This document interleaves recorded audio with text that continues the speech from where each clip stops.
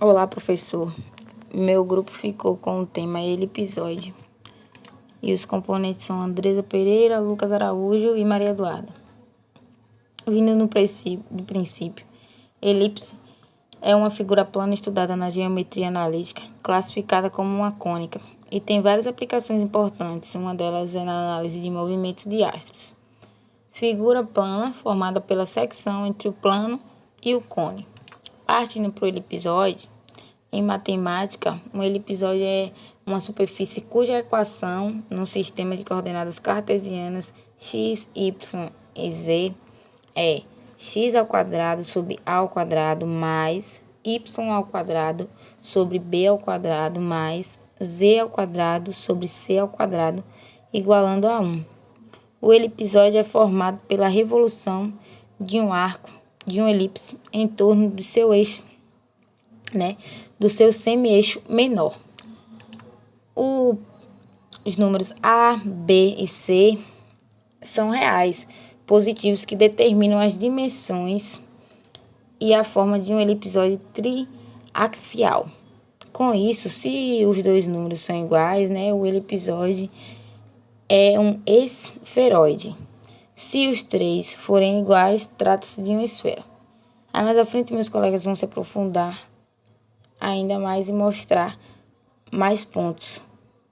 Tendo em vista a equação que caracteriza a projeção do elipsoide no plano tridimensional, pode-se alterar os valores de A, B e C, e essa alteração, em algumas especificidades, vai determinar o tipo de elipsoide.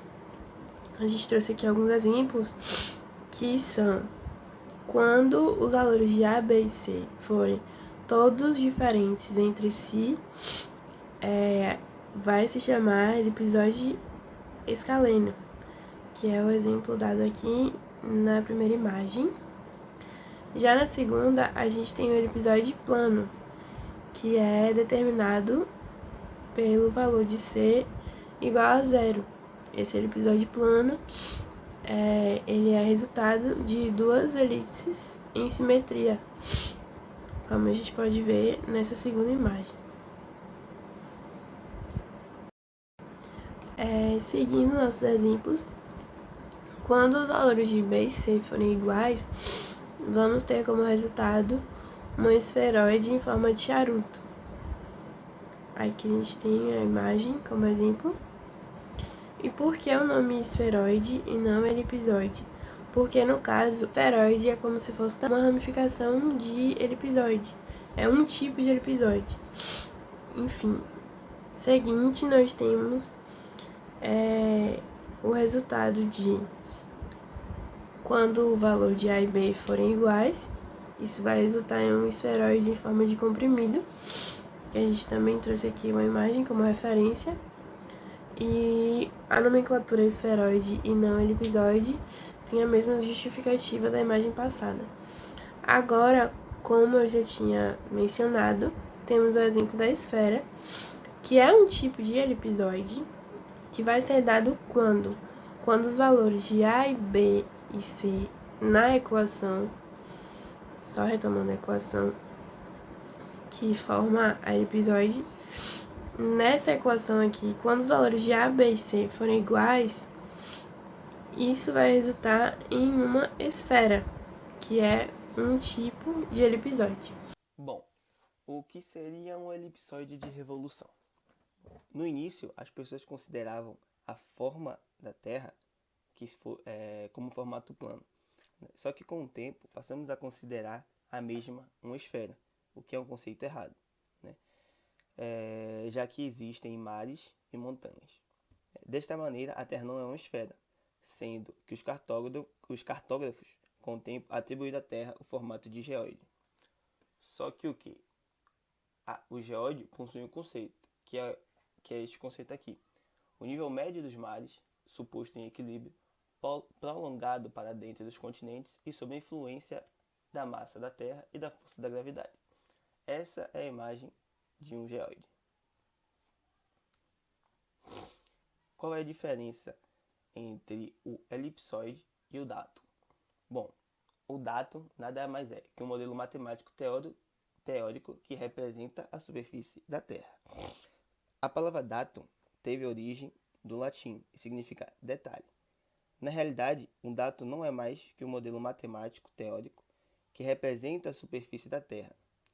Desta maneira, ele possui 3 parâmetros. Eles são um ponto de amarração, um norte, como sentido de orientação, e um elipsoide. O surgimento do datum foi necessário justamente pela necessidade de se amarrar às diferentes superfícies existentes, o geóide, elipsoide e a superfície física.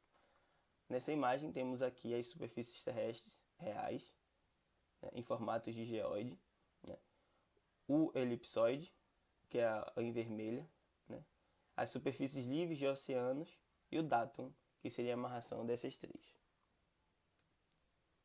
Bom, agora vamos fazer a representação do elipsoide no GeoGebra. Aqui vamos fazer a entrada da nossa equação.